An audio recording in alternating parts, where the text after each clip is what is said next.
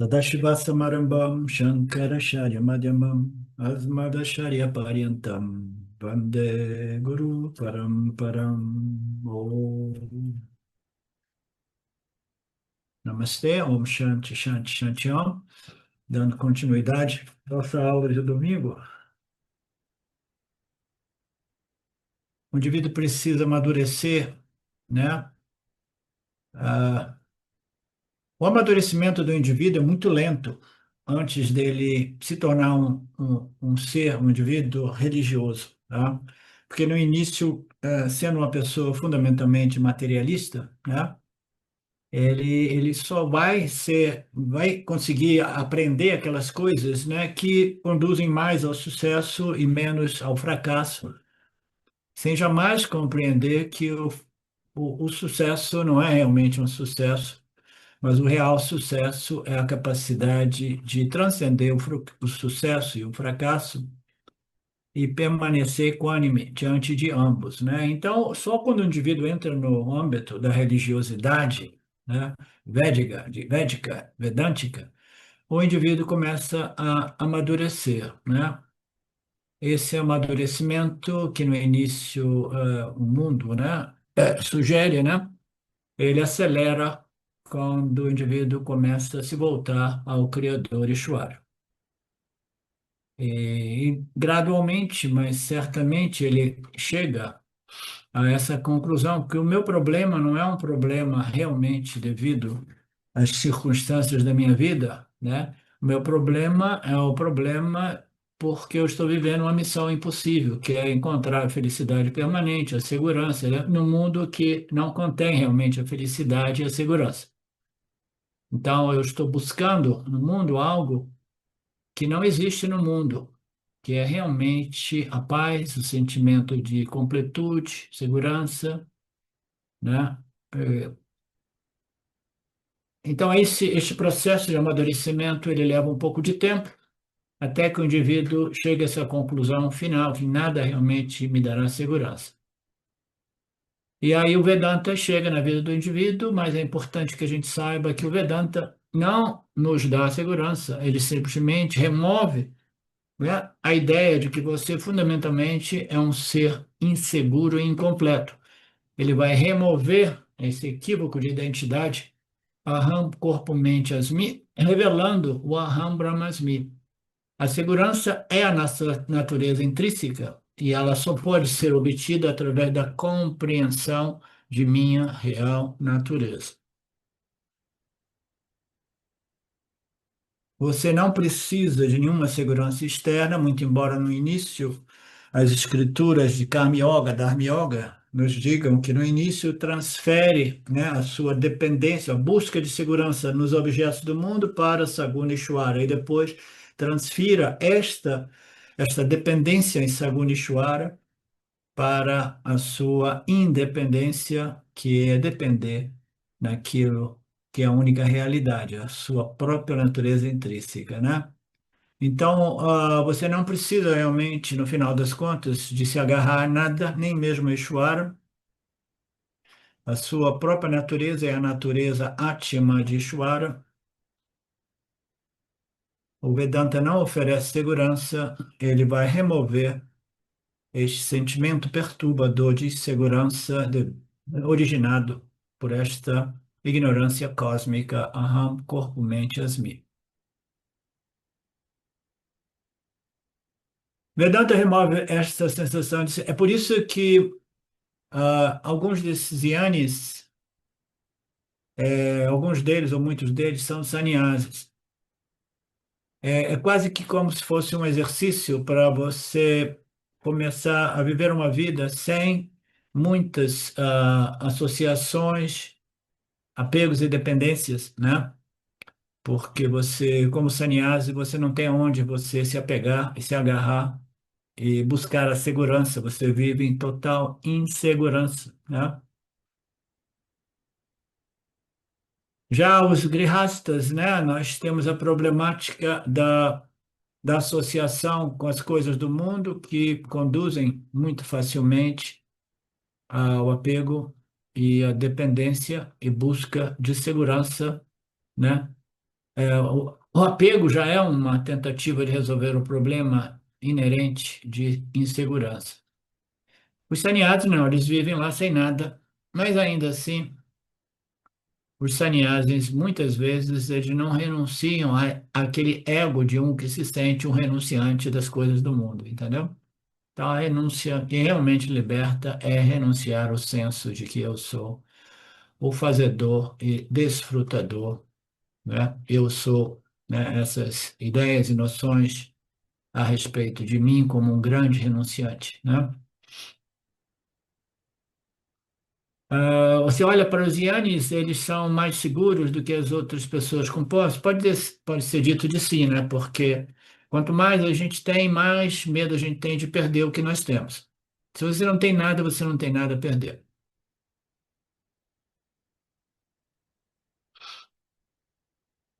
Portanto, esse é o conhecimento completo, o conhecimento verdadeiro, é o Atmayana, o quarto verso. E o que é esse kshetram? Qual é a natureza do kshetram, né? Quais são os seus efeitos, as modificações? Qual efeito surge quais são as causas desses efeitos, né? O que é esse kshetranya? Quais são os poderes e as glórias desse kshetrana, que é um outro nome dado para o princípio Chaitanya, consciência, né? Pura, original. E o Krishna diz: ouça com muita atenção isso de mim, resumidamente. Então, aqui ele dá um resumo, e no próximo verso ele começa a explicar mais em detalhes, né? E alguns desses detalhes até mais técnicos, né? Então, Krishna, Arjuna, sendo um discípulo, né? É um discípulo bastante avançado, né? Ele apresenta essas questões mais profundas, né? Então, esse mundo físico material, qual é a natureza desse mundo físico material, né? E por que ele aparece num fluxo de constantes modificações? As coisas aparecem, elas permanecem por um tempo e desaparecem, se modificando de momento a momento. Qual é a causa de tudo isso, né? E que história é essa de Kshetranya, né? Que história é essa de princípio conhecedor, princípio consciência, né? Que história é essa de espírito? Me diga, me fale sobre a natureza e as glórias desse princípio espírito, né? Não, isso era Krishna que estava apresentando supostas questões que poderiam ter aparecido na mente de Arjuna, e ele diz: ouça, porque eu vou responder a todas essas questões que eu sei que elas existem na sua mente, embora você não as tenha expressado, né? Krishna nos diz isso nos dois versos anteriores. Eu defini brevemente o Kshetram, o Kshetranya. É muito breve, e agora eu vou elaborar isso um pouco mais. Krishna agora está dando uma introdução. O que é este mundo físico material? Kshetram é o corpo físico objetivo.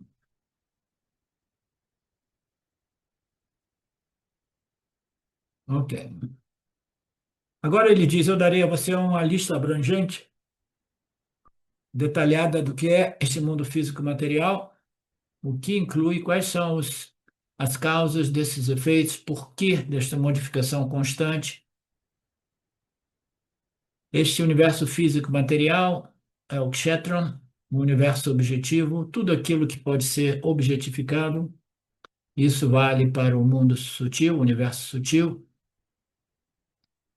querendo dizer que uma emoção, um sentimento, um pensamento também é um objeto no âmbito do campo sutil.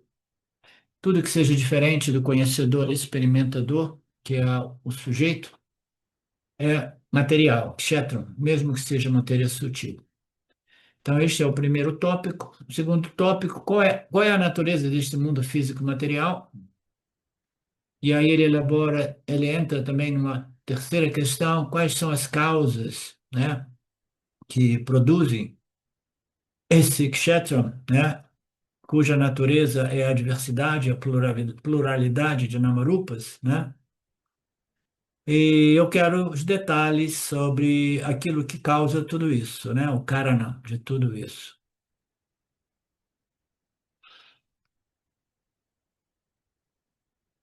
Um se refere à causa, o outro ao efeito. A ideia é que todo o universo objetivo consiste apenas de uma cadeia de causalidade. Então, o que é esse mundo físico-material, esse mundo mítya aparente, né?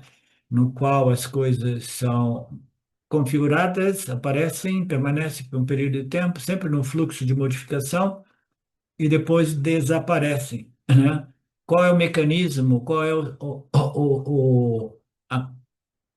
o sistema causa e efeito, né, que produz esta manifestação dinâmica, sempre se movendo, expandindo e se modificando, né? Então é a causalidade, é um princípio causa e efeito, né? Se você pegar qualquer indivíduo, e causa e efeito, falando um pouco de causa e efeito, só nós sabemos que aqui em Mitchell, depende da seu ângulo de visão, de perspectiva, de análise, você vê um fator, um elemento no campo, como causando uma modificação no campo que vem a produzir diversos efeitos, né? Então, nós podemos dizer, desta perspectiva, isso é uma causa, desta perspectiva, esses são efeitos desta causa, né? Então, por exemplo, se alguém vai e briga com o vizinho, né? Isso aconteceu com meu pai quando ele já era uma pessoa bem idosa. Aí ele deu um soco no nariz do vizinho. Então a gente pode dizer aquilo foi a causa e depois uma guerra entre vizinhos foi efeito, né? Aí uma parede de 3 metros que ele construiu entre o terreno dele e do vizinho também foi um outro aspecto do efeito, né? Isso visto da perspectiva daquele soco que foi dado no nariz do vizinho, né? Mas aquele soco no nariz, visto de uma outra perspectiva, talvez seja um efeito e não é uma causa, porque a gente não sabe aqui exatamente tudo que o vizinho fez, atormentando a vida do meu pai e sua esposa, né? Então, tudo está impactando tudo. E a causa se torna um efeito, efeito se torna uma causa, que por sua vez produz outros efeitos, que se tornam causas também. Isso é o mundo mítia, tudo impactando tudo. Então, é causa e efeito, causalidade, ações, palavras, ações, atitudes que produzem resultados, resultados irão impactar o campo. Então, esse mundo mítia é isso. Agora a gente tem que ver o mundo mítia, o que é esse mundo físico-material, a partir do ponto de vista do Jiva, né? Então, aqui o Jiva é apresentado nesta análise como o mundo físico-material, o corpo físico do Jiva, né? O corpo físico e sutil, né? O complexo corpo, mente, sentido, tá? Então a gente vai querer saber o que causou isso aqui e quais são os efeitos a partir das palavras e ações deste efeito que é esse corpo físico, né? É uma cadeia de causalidade, causa e efeito, causa e efeito. Qualquer indivíduo, eu sou o efeito de meus pais são uma causa, mas os meus pais, eles mesmos foram o efeito dos seus pais, que são os meus avós, né? Qualquer coisa que você analise, é um efeito de algo e também é a causa de outra coisa. Eu sou a causa do meu filho, eu sou o efeito do meu pai, né? Então, quais são as causas e efeitos, né? O que é kshetram? Todas são perguntas, né, filosoficamente muito profundas. Qual é a natureza deste mundo mítya, deste mundo físico, energético, material? Todos esses são detalhes que serão expostos pelo Krishnaji nos próximos versos. Não apenas isso, Krishna também deseja fornecer detalhes. Ele diz o que é exatamente esse mundo kshetranya, físico, material, energético, quais são as características, mas ele vai incluir também o que é o kshetranya, não, o que é o kshetram e o que é também esse kshetranya, o que é esse princípio conhecedor, princípio consciência. Eu quero saber qual é a natureza, quais são as características e atributos desse princípio conhecedor, princípio consciência. Antes, Krishna tinha abordado isso superficialmente, brevemente, dizendo que a característica deste princípio consciência é o quê? É o experimentador do universo, é o princípio que conhece o universo. Então, a natureza do conhecedor é a realidade do princípio consciência, né? A única realidade, né? Esta é uma definição breve e simples que não necessariamente irá neutralizar potencialmente, né, a incerteza, a vagueza, né, de compreensão a respeito de nossa real natureza como o experimentador do mundo, porque inevitavelmente, eu sei o que é o experimentador, quem é eu? Eu experimento o mundo, mas que é eu? O corpo-mente. Não. Não está se referindo ao corpo-mente, está se referindo ao princípio conhecedor, princípio consciência, aquilo que precisa ser conhecido, não como objeto de conhecimento, mas como sujeito. A real natureza do experimentador barra conhecedor. Então, isso é a consciência, mas o que é essa consciência? Quais são as glórias dessa consciência? Quais são as características e atributos desta consciência? Nós veremos tudo isso nos próximos versos. A consciência, ele dá uma antecipação, ela é indivisível, é um outro nome para expressar o conceito de não dual, é una. A consciência é um todo sem partes, um todo sem divisões, portanto, é adividido, advaita. A consciência é não dual, a consciência é advaita. A consciência, ela não está sujeita ao espaço e ao tempo. Ela existe além do espaço-tempo, né? O espaço-tempo é um fenômeno que ocorre dentro do âmbito da consciência, dentro do âmbito da projeção aparente dos gunas de Maya.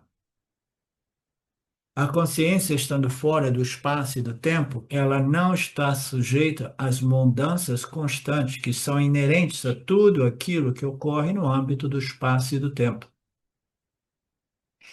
Existem muitas características importantes que precisam ser contempladas. Um cientista uma vez disse muito lindamente: consciência é aquilo que não está sujeito às leis da criação. Uma pena que Swamiji não tenha citado o nome desse cientista.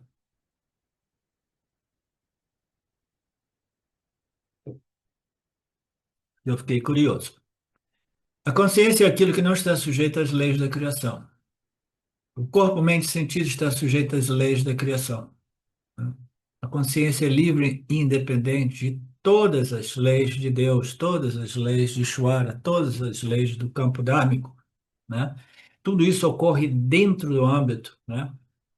Ishvara, Jiva, Jagata. Jagata é sustentado por leis e princípios, né? Esse aspecto desta inteligência suprema que governa, sustenta e rege nesta ordem aparente, né? A consciência é livre e independente de tudo isso. Ele é livre e independente dessa inteligência suprema de Ishvara que se manifesta como princípios e leis, leis da física, da química, etc. Nada disso influencia ou impacta a consciência. A consciência é um princípio livre e independente de Mitya. Essa consciência não está localizada no espaço, é além do espaço e é além do tempo. Dentro do espaço, os objetos são configurados, eles aparecem e eles são destruídos, dando a nós uma impressão, uma compreensão clara de que eles são sujeitos a uma limitação temporal, aquilo que aparece num fluxo constante de modificação e desaparece mais na frente. Então, existe uma percepção clara de uma limitação temporal e espacial. A consciência é livre de tudo isso. Tudo isso, que você ouça tudo isso, Arjuna, e que nós possamos ouvir tudo isso com muita atenção, nós do Vedanta Brasil. Hariom, a gente passa para o próximo arquivo.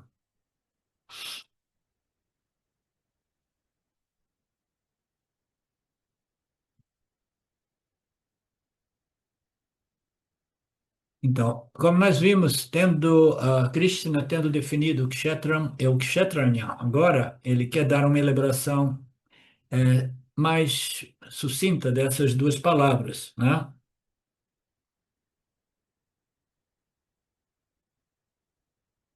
Que você saiba que são os produtos pertencentes a este mundo Miti, esse universo objetivo, esse objeto objetivável por este princípio conhecedor.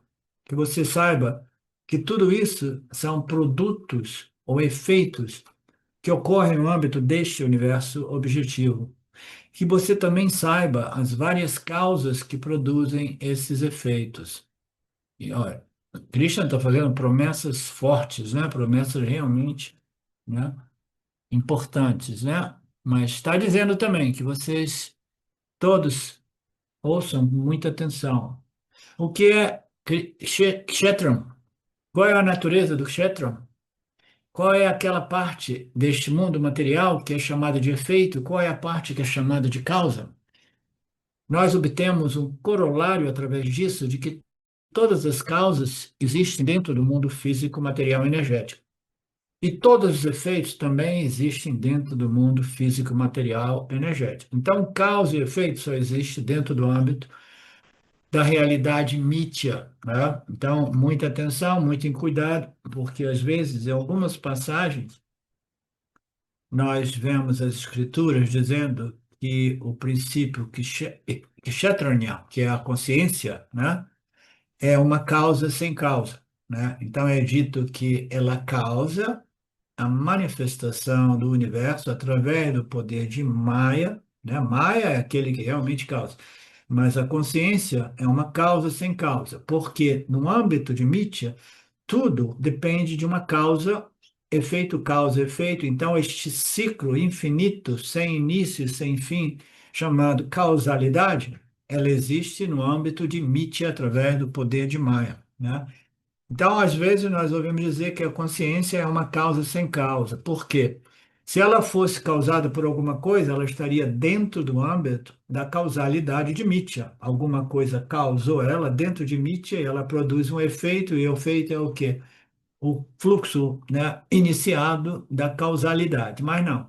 Essa consciência, quando a gente diz é uma causa sem causa, é para enfatizar que ela existe fora do âmbito da causalidade. Ao mesmo tempo, filosoficamente, a gente pode dizer é uma causa sem causa, porque sem a presença dessa consciência, este fenômeno causalidade é inexistente. A consciência está sempre ali abençoando toda essa manifestação fundada na causalidade por sua mera presença, né? A sua mera presença. Tinha uma música, eu acho que de Caetano, que dizia isso. Então, então a presença da consciência abençoa a Maya, Ishvara e o mundo, produzindo este fenômeno dinâmico chamado a causalidade, no qual os causas se tornam efeitos, efeitos se tornam causas e assim por diante, tá? Então, nada é possível sem a presença da consciência. Então, é como se, por sua mera presença, né, todo esse fenômeno dinâmico, ele parte, né? Ele tem, ele é triggered, né? Então, sem fazer nada, naturalmente, né? O que é esse kshetra? Qual é a natureza deste mundo físico, material e energético? Porque às vezes uma coisa é chamada causa, outra coisa é chamada de efeito, e aqui a conclusão, o corolário é que aquilo que é o kshetranya é fora deste processo causalidade, né? Então, isso significa que todas as causas e efeitos manifestos vêm somente, existem, são originados dentro do mundo físico, material, energético, kshetra, do qual, a partir do qual obtemos um outro corolário muito importante que Krishna não menciona, mas eu tenho que observar aqui. Qual é? Se causa e efeito vem sobre o mundo Mitya, Kshetra, Kshetranya, o princípio consciência, deve ser diferente de causa e efeito. Exatamente. Ele é livre e independente deste processo. Então, a consciência, ela é algo à parte, livre e independente desta lei mais primordial do universo, que é a causalidade. tudo impactando todo o resto de momento a momento, sempre, né? Produzindo efeitos que se tornam causas também. Então, este princípio consciência é Karya Karana Vilakshanam. É algo totalmente diferente de Karya e Karana, ok? Então, Karya é causa, Karya é efeito, Karana é causa. Vilakshama diz alguma coisa outra que, diferente. Esta é um corolário importante que eu estou apresentando para vocês, embutido nesse verso, né? Então, a questão é quais são esses efeitos, quais são essas causas, de onde eles vêm, aonde que eles terminam, quando é que tudo vai ter um fim, né? Quais são as características deste mundo, né? Kshetra, Krishna diz, eu vou elaborar tudo isso muito brevemente, né? E aí o Swami faz uma brincadeira dizendo assim, eu ouvi a aula, né? Então ele dá uma risadinha querendo dizer assim, Krishna, ele não é capaz de elaborar nada brevemente. É por isso que o Bhagavad Gita tem 700 versos, alguma coisa assim, né? Porque ele continua elaborando. Aí depois, a partir disso, né? Todos os nossos Mahatmas, gurus, iniciando por Shankaracharya, fazem elaborações ainda mais extensivas, né? E isso vai passando de este o elo, né, da nossa Sampradaya até chegar a vocês através do professor Alindo também, que também gosta de falar dessas coisas, né? Gosta de elaborar sobre tudo isso. Eu lhe dei a definição, agora eu vou lhe dar uma explicação mais profunda e detalhada, que você possa apreender tudo isso com muito cuidado, com muita firmeza e com muita clareza. O conhecimento desta natureza, kshetra e kshetranya, é considerado por mim como um verdadeiro conhecimento, conhecimento completo que liberta e transforma. O conhecimento desses dois aspectos é o conhecimento total, real, tá? Mais uma vez enfatizando que você só pode ter o conhecimento real se você tiver o conhecimento total. Conhecimento de Satya, ele precisa existir, né, em contraposição a Mitya, entendeu? Você precisa compreender Mitya para desenvolver as qualidades necessárias para fazer essa discriminação entre Mitya e Satya. Se você não tem Mitya, você vai ficar lá no Om, no vazio, na vacuidade, eternamente. Você não consegue realmente se definir como princípio consciência se você não tiver esse contraste que é o corpo, mente, sentidos e essa identificação aham, corpo, mente, asmi. O conhecimento desses dois aspectos é o que nos permite o conhecimento total e real. Este conhecimento total e real é o que transforma e liberta. As outras disciplinas de conhecimento não irão realmente transformar e libertar o indivíduo da problemática do samsara, que é iniciada com um sentimento profundo de insegurança e vulnerabilidade.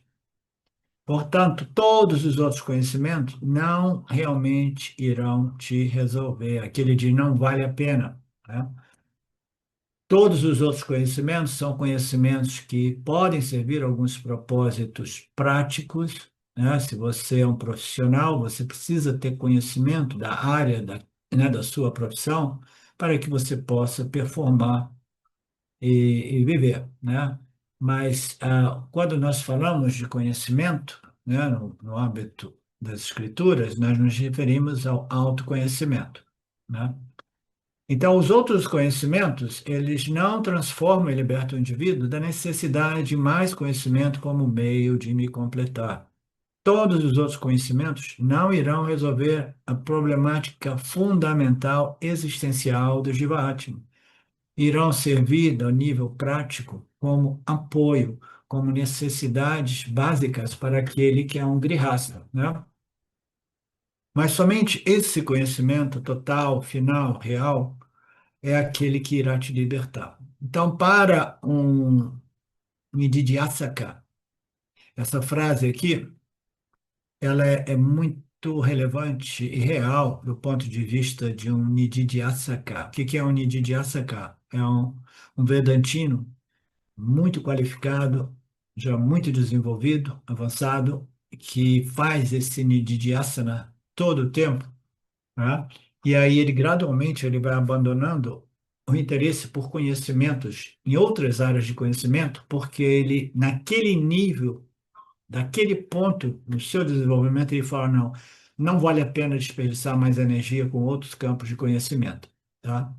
Chegou num nível assim que ele compreende que somente esse conhecimento vai realmente me resolver e me libertar e me transformar. Então, chegando naquele nível, ele diz assim: os outros já não valem a pena, né? Eu tenho que me concentrar neste conhecimento. Somente este conhecimento vale a pena se eu realmente quero obter o Atma Yana e ser transformado, né, através do autoconhecimento, tá? Mas para isso você precisa ser uma pessoa qualificada e para isso a pessoa precisa ouvir com muito cuidado essas exposições. Ouça cuidadosamente, portanto. Tendo dado essa introdução, Krishna quer entrar na elaboração. Antes disso, existe mais um verso que é usado para glorificar este assunto, este tópico, que é o tópico mais libertador, é a ferramenta do Vedanta mais importante, é a prática do Vedanta mais essencial. A libertação só ocorre através desta discriminação entre Satya e Mithya, entre espírito e matéria. Então, realmente, esses versos são considerados puro Nididhyasana vedantino, tá? Eles são glorificados como a essência, o néctar dos Upanishads.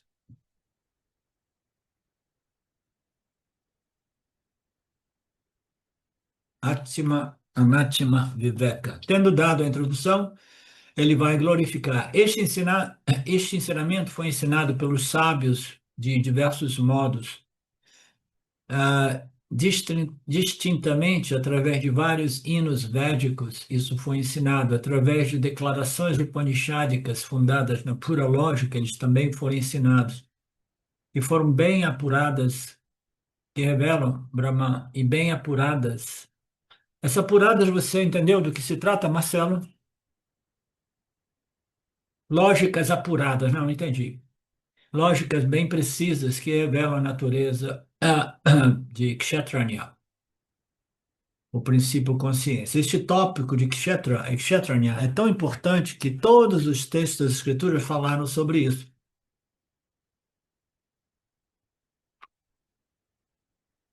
Então aqui ele fala que todas as Escrituras, né, védicas, vedânticas e talvez até mesmo outras filosofias religiosas, espirituais, elas falam sobre isso, que existe sim a matéria, existe sim a energia, mas existe sim o espírito, a consciência, né? E essa consciência, esse espírito é um e o mesmo, né? A gente, quando fala sobre espírito no Brasil, as pessoas associam com espiritismo, né? E muitas vezes isso cria confusão, né? Porque uma coisa é a alma individual, né, que é distinta, que também é parte deste mundo físico, material, sutil, kshetra. E a outra coisa é o espírito, que é totalmente fora do âmbito das leis da causalidade que regem o kshetra, né? Então, o espírito significa a consciência que é livre, fora, independente de todas as leis inerentes a este mundo mítia físico, material, energético, né? Então, existem muitos sábios que de diversas maneiras eles sabem. Sábio é aquele que sabe, mas é um sábio é aquele, do ponto de vista sábio espiritual, é aquele que sabe a realidade. Não é um sábio que sabe levitar, as pessoas pensam, um sábio que sabe levitar é realmente um sábio, né? Um amigo meu dos velhos tempos, quando eu comecei a tentar apresentar a ele alguns elementos ou fragmentos do Vedanta. Ele, com um ego enorme, falou para mim: Naga, se um dia desses você começar a levitar diante de mim, aí sim eu vou prestar muita atenção no que você diz, né? Não, o sábio é aquele que sabe que existem dois princípios operando neste mundo, neste universo. Um é a matéria, matéria sutil e a matéria energética, e a outra é o espírito, né? E esse ensinamento, ele é passado adiante através de diversas filosofias espirituais, vários hinos védicos, através de todos os Upanishads, né? Lógicas, as lógicas de todos os Upanishads, que revelam a natureza de Brahman como o princípio espírito, Kshetranya. Este tópico é tão importante que todos os textos das Escrituras falam sobre ele. E porque Kshetra inclui todo o universo material. Então, o cosmos como um todo, o universo energético material, né, que é o mundo, né, o universo, o cosmos, que é além do universo, né, e ele é um tema muito abrangente que as pessoas podem imaginar, não, isso é impossível, é muito abrangente para ser contido nos ensinamentos da escritura do Vedanta, mas é muito simples também. Tudo aquilo que é um objeto de conhecimento e experiência é matéria barra energia, tá? Então, esse kshetra, que é o mundo físico, material e energético, se refere até mesmo a essas dimensões, essas locas ou dimensões superiores também, celestiais. Então, tudo que é uma expressão da matéria densa ou sutil é kshetra, matéria física, matéria sutil energética, né? Então, todo o universo nada mais é do que isso. Então, quando você tem essa perspectiva, você já não se perde nessa busca. Porque as pessoas se perdem porque elas não compreendem, elas não veem a coisa claramente, diretamente, dizer assim, não, se é um objeto de conhecimento, se é um objeto de experiência, um objeto de objetificação, é mítia. Eu não estou interessado em saber ou me dedicar à compreensão científica de todos esses fenômenos mítias, mas eu estou interessado em compreender a causa de todos os fenômenos, né? Que a gente poderia dizer qual é a causa, né? A gente pode dizer a vidya, né? Que é a ignorância cósmica imposta por Maya. Então eu quero compreender da onde ela vem, por que ela vem, como ela é mantida essa ignorância, né? Mas eu não quero ficar ali, né, cutucando, querendo ver essa ignorância, né? Uma vez o Papadia apresentou uma analogia muito simples, um pouco nojenta, né? Mas muito simples, que vale a pena repetir. Ele falou assim: você fica falando sobre todas essas coisas, né? Isso aí é mito, isso aí é bobagem, é porcaria, entendeu? Você, quando, né, por acaso você não está bem, você venha vomitar o seu almoço, né? Você não fica lá remexendo o vômito para ver, isso aqui é um pedaço do tomatinho, isso aqui é um pedaço disso, isso aconteceu por isso, por aquilo. Entendeu? Fala assim, isso aí é um vômito, basta, né? Isso aí é simplesmente mítia, né? Eu compreendo. Agora eu tenho uma compreensão, mas eu não preciso me tornar um cientista, né? Para obter o conhecimento de Nietzsche. Eu conheço Nietzsche porque eu conheci, eu compreendi que tudo isso é um efeito das energias primárias, três gunas, né, que depois se desmembram nos elementos primários, né, sutis, que se desdobram, grossificam, etc., e depois desenvolvendo todos os elementos químicos, físicos, e o mundo físico material, onde tudo está impactando tudo e produzindo mudanças, aparecimentos, desaparecimentos. Então, eu preciso compreender esse tópico claramente, não do ponto de vista científico, porque é mais distração, tá? É mais distração. E tem pessoa que começa a se interessar por isso, mistura com Vedanta e oferece mais distração para algumas pessoas que, pelo menos, não estava ainda fisgada naquele nível de distração, né? A ciência quântica, biologia molecular, tudo isso é vômito, né? Tudo isso é mítia.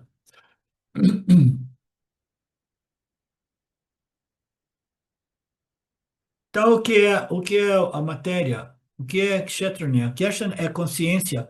A criação é uma mistura de espírito e matéria, consciência e matéria e energia. Portanto, se você realmente entendeu o que é matéria, matéria é o princípio inerte. Mas como assim inerte? Eu vejo os seres se movendo, eles têm senciência, isso e aquilo. Sim, mas a senciência não pertence a eles. É a consciência que permeando tudo, ela tem uma intimidade com os corpos sutis que ela produz ciência no reino vegetal, no reino animal e no reino humano, né? Então, a consciência é um princípio livre, independente, ela não é parte, nem propriedade, nem efeito, né? Desse processo de causalidade que é a lei mais fundamental de Nietzsche, né? Então, existe sim esse princípio espírito e matéria. Se você reentendeu realmente o que é matéria, é tudo aquilo que fundamentalmente é inerte, embora apareçam como objetos sencientes, mas ainda assim eles são objetos para mim. E a única realidade é o princípio conhecedor, o princípio consciência, o princípio desta consciência que permite ao complexo corpo-mente-sentidos conhecer o mundo inerte. Inclusive, alguns desses objetos, eles aparecem como objetos sencientes, tal qual o meu próprio corpo, complexo corpo-mente, ele aparece como um ser senciente.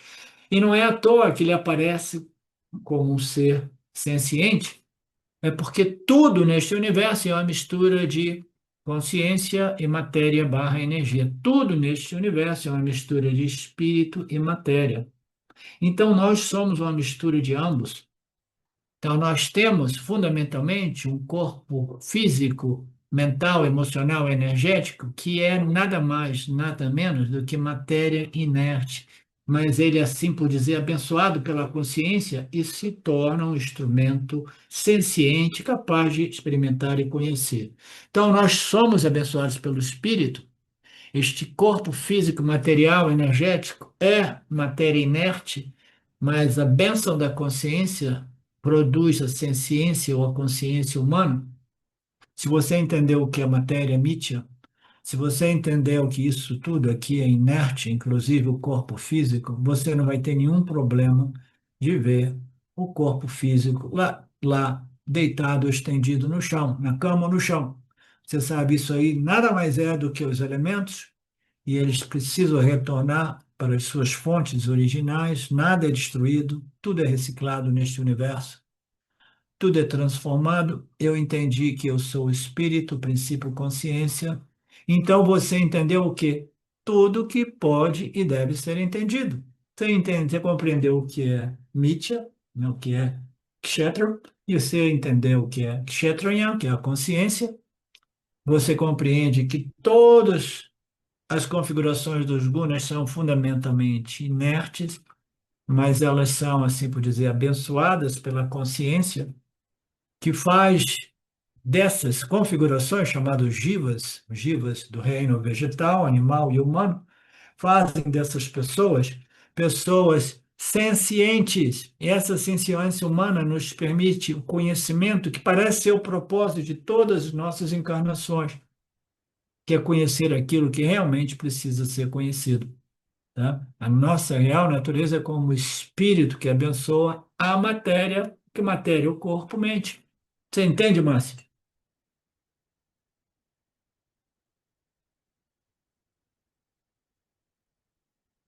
Se você entendeu isso, você entendeu tudo aquilo que precisa ser compreendido. Os cientistas, eles afirmam que eles estão trabalhando para desenvolver uma teoria de tudo, né? A teoria of everything, TOE, T-O-E. Eles chamam teoria de tudo, tá? Eles querem chegar a uma teoria que explique tudo o que existe fenomenal neste universo, nesta manifestação, nesta criação. Um único modo de você explicar, ter uma teoria para explicar tudo isso, é a teoria vedântica. Tudo isso é uma projeção aparente a partir de determinadas energias primárias, que é o Prakriti de Maya, que produzem um processo de causalidade, pode falar em termos de Big Bang, né? Projeção do universo, no qual tudo aparece e desaparece num fluxo de constante modificação, e tudo isso ocorre dentro do âmbito da consciência do observador de tudo isso. Então, a teoria de tudo que existe no universo é muito simples, né? Tudo que existe nada mais é do que os gunas, ou os elementos primários, produzindo infinitas configurações de objetos experienciáveis, cuja realidade é aparente, cuja aparição ocorre naquilo que é a única realidade, que é a consciência do observador. Então, você explicou todos os fenômenos da criação. Essa teoria, ela jamais será compreendida pelos cientistas porque eles não compreendem o espírito, eles veem o mundo somente como a única realidade e eles querem encontrar uma teoria que explique, né, principalmente o relacionamento entre essa criação fenomenal e a mente humana que a observa, né? Então eles permanecem iludidos e confusos.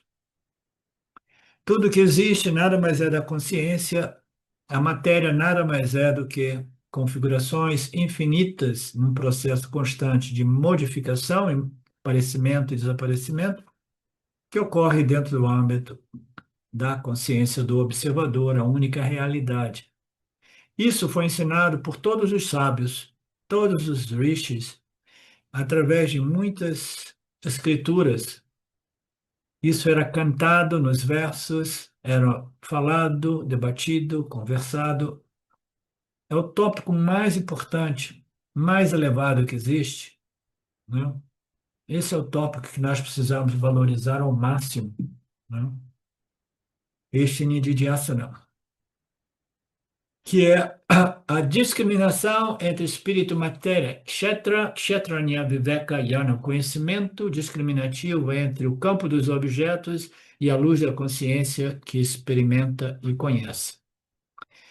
Esta é a discriminação, a ferramenta que, no final das contas, é a única realmente que liberta o indivíduo da problemática da insegurança, medo, desejos e uma lista longa de perturbações mentais, emocionais que amarram o indivíduo ainda mais no samsara chakra, né?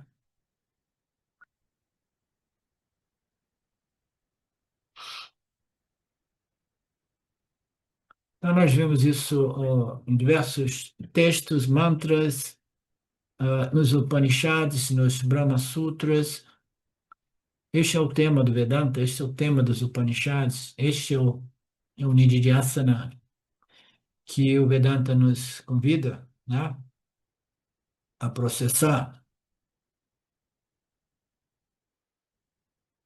E mesmo as escrituras védicas, quando elas começam a descrever aspectos deste mundo físico, material, do kshetra, né? Falando das lokas celestiais, o Brahma Loka, o isso e aquilo Loka, isso e aquilo, a gente tem que saber que tudo isso também é apenas mitya, é apenas kshetra, é matéria sutil, matéria mental, emocional, são lokas nas quais essas mentes elas se agrupam, né, e desfrutam de um certo pano de fundo, né? Porque quando diversas almas extremamente condicionadas, né, constituídas por punha, pureza e etc., né, elas têm uma experiência, né, objetiva de prazeres, assim ditos, prazeres celestiais. Assim como nós temos os sonhos celestiais durante a noite. Então, o kshetra é a matéria física. As ciências são todas elas materiais, a astronomia é ciência material, a ciência quântica é ciência material, a biologia molecular é ciência material, a ciência atômica é ciência material, Tudo isso é somente kshetram. A psicologia humana também é kshetram. Tudo isso é um objeto de conhecimento, é matéria sutil. Um conceito é uma matéria, é um pensamento. Um pensamento é uma energia, tá? Então, é uma matéria sutil, é uma energia que contém um conceito, uma definição, tá? Tudo que existe no campo da ciência, da psicologia, até mesmo, entre outras, né, da esoterismo, misticismo, é somente kshetra, matéria e energia, o mundo Mithya.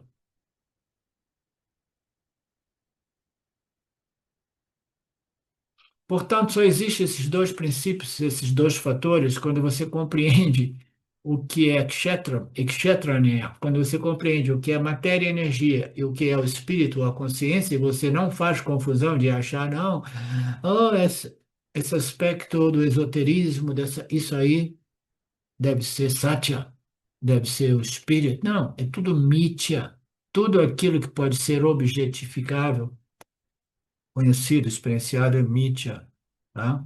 Aparece e desaparece no fluxo de mudança e não nos concede a segurança, a paz, porque você jamais vai estar seguro com algo que é limitado pela temporalidade imposta por Maya. Tudo no campo de Mithya é em modificação e aparece. Eu me agarro numa loca celestial e as nossas escrituras vêm, diz. Saiba que você irá exaurir os seus punhas e você vai perder, porque tudo que você obtém, você gasta e perde. Tá? Portanto, as escrituras diversas, os sábios diversamente, distintamente, ele, através da distinção entre Satyamitya, Kshastra e Kshastranyam, eles permitem ao indivíduo compreender o que é o espírito e o que é a matéria. A ciência jamais será capaz de compreender esta discriminação entre matéria e a consciência, porque a ciência pensa que a consciência é a mente e que a consciência, assim por dizer, a mente, é produto, propriedade e parte da matéria, né? O Vedanta diz, fala, não, isso é a mente. A mente é o subproduto da matéria. A mente é uma energia sutil, tá? Que envolve pensamentos, sentimentos, emoções, conceitos.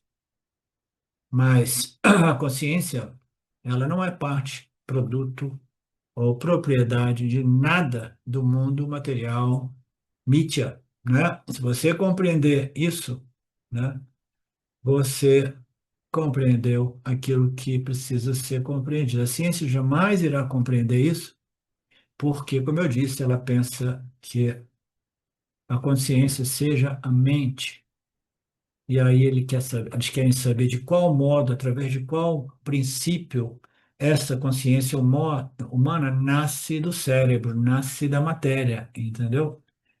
Elas pensam, não, vamos procurar aqui nessas conexões neurológicas para saber o que produz a consciência, não, o que produz a mente, tá? A mente. A mente, ela utiliza desta matéria cefálica, né, o cérebro, né, para obter cognição. É um instrumento físico. A mente é algo mais sutil, né? Esse cérebro é um instrumento físico. Nós temos instrumentos, né, dos cinco sentidos. Nós temos instrumento de audição, por exemplo. O instrumento de audição é o ouvido, né? Este aparato aqui dentro, que às vezes a gente vai perdendo a audição se a gente fica muito velho, né? Mas existe um órgão da audição que não é realmente o instrumento da audição, tá? Existe um órgão das ações das minhas pernas e dos meus braços que não são as pernas e os braços, que são instrumentos.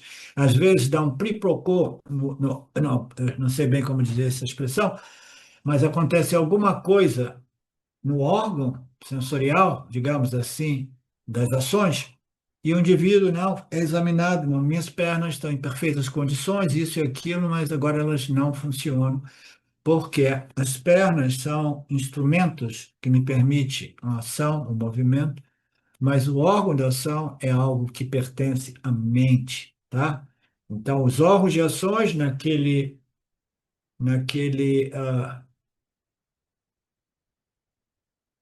pôster do James Schwartz, né? Os órgãos de ações, eles existem lá no corpo sutil, né?